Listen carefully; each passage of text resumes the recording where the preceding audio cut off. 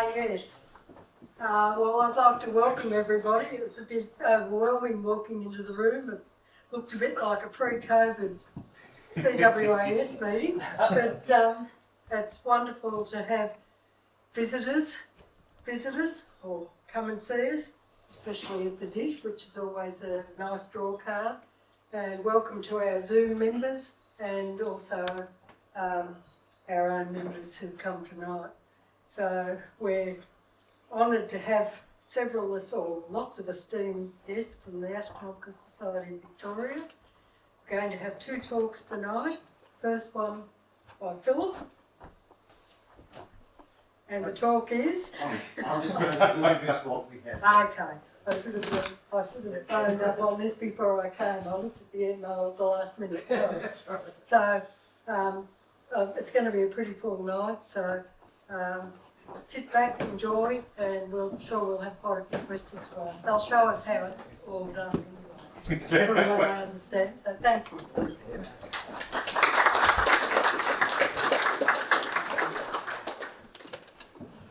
Oh.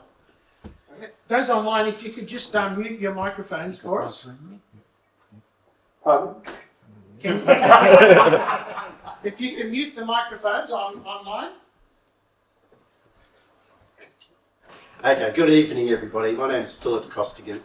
I'm the section director for the radio astronomy section of the Astronomical Society of Victoria.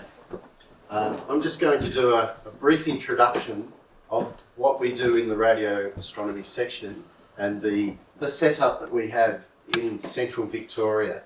After my talk, Stephen Bentley will give a talk on one of the major projects that we put together, which has taken us about 10 years to get together, but as a volunteer group, it's been worth it. The Leon Mao Radio Observatory is where we do all of our work and our projects. Leon Mao is a member of the Astronomical Society of Victoria who passed away some years ago and left a property for us and visual observers to use as well. So there's fields for visual observations, there's a field for photographic observations, and there's a little corner where this doesn't seem to click. What do I press? Space? Yeah. Right. So yeah, a little corner of a little spot there. We have a property roughly the size of that box, and in that left corner there is the radio astronomy section where we get to put our little projects together and run our little experiments.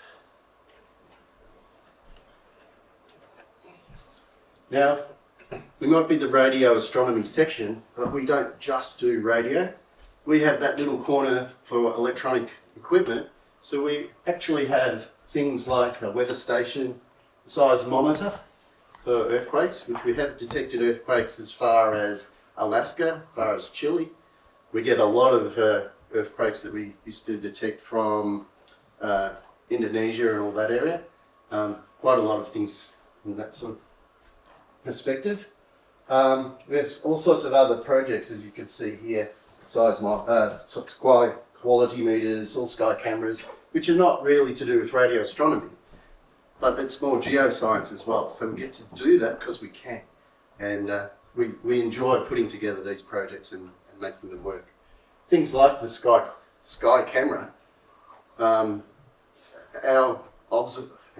visual observers often look at that camera to see if there's cloud in the area before they travel from Melbourne all the way up to Heathcote. So there's little niceties like that we have as well.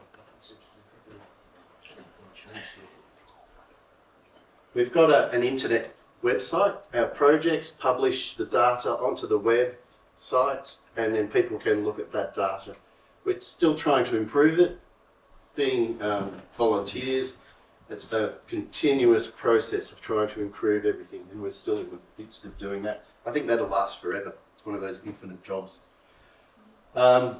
We have remote access to our dish, which Steve will talk about later. We have a dish that's 8.5 metres, and we can access it from the internet and drive.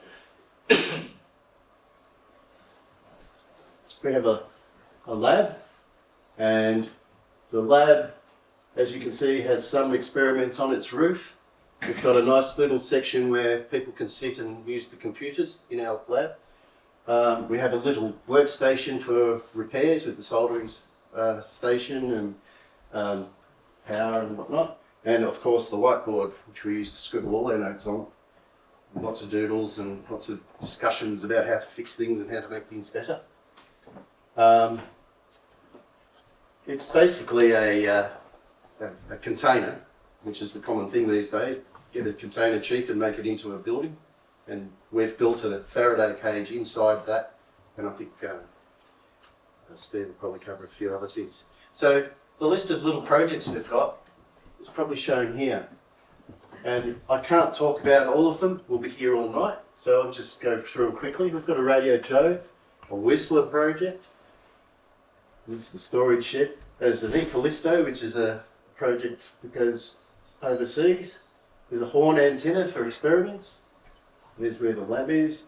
Blitzer tongue is detecting lightning and doing triangulation and stuff. We've got that weather station, and we have followed what they've done here at Parks, the little whisper dishes for the kids to have a yell at, because they always yell, don't know why. 8.5 metre dish, there's how our dish is positioned on our property. And then there's the size monitor, the sky quality meter, and of course the all-sky camera. And there's a few other extra little ones that have come in since I've put this together. And we're continually coming up with new projects to do, and often what happens if we have to repair older projects so that we can get everything working and introduce the new ones. And it's not something you can do quickly. You have to take your time and make sure you get it right. And it is difficult because things do break. It's a complete volunteer effort. So even though we have this 8.5 metre dish, it's all been done with the money and efforts from our volunteers, all the members of our club. As you can see in the words there, I'm saying we dig trenches most of the time. Whilst we were building the dish, it was dig trenches and dig trenches. But of course there's also the setting up of all the electronics as well, and that's the fun part, getting that to work. Some of our members, as you see there, we've got radio engineers all the way through to carpenters.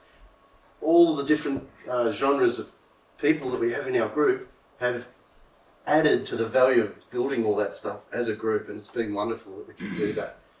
Not all of us are radio astronomers, but we're interested in that field, and as a volunteer group we get together and learn as much as we can and try and help each other out. And of course today we came here to talk with John and have learnt immense amounts more than what we had in our repertoire. It's been great. Yeah. So although we've got quite a lot of experiments running on our little property, we do have a huge number of projects in our wish list, and one day we'll get there. We'll definitely make our efforts to move forward. And that's all I have. I'm going to pass you now on to Stephen Bentley, who will talk to us about the building of our radio dish that we put together.